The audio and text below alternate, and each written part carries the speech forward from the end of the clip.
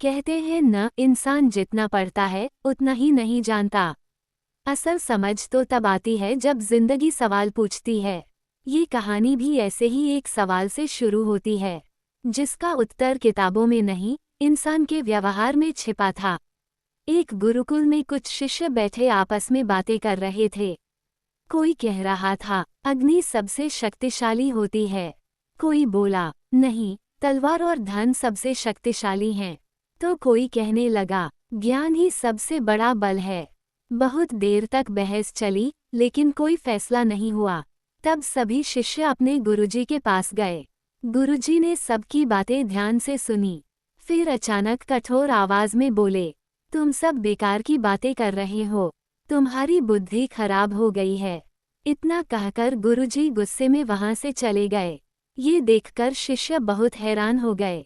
वे सोचने लगे, गुरुजी तो बहुत शांत स्वभाव के हैं, आज इतना कठोर क्यों बोले। कुछ शिष्य दुखी हो गए, कुछ नाराज भी हो गए। थोड़ी देर बाद गुरुजी फिर वापस आए। अब उनके चेहरे पर मुस्कान थी।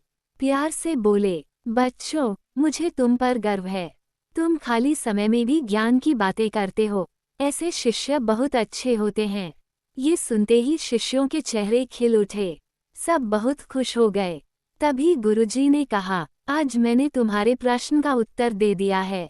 जब मैंने कड़वे शब्द बोले तो तुम दुखी और नाराज हो गए, और जब मैंने मीठे शब्द बोले तो तुम खुश हो गए।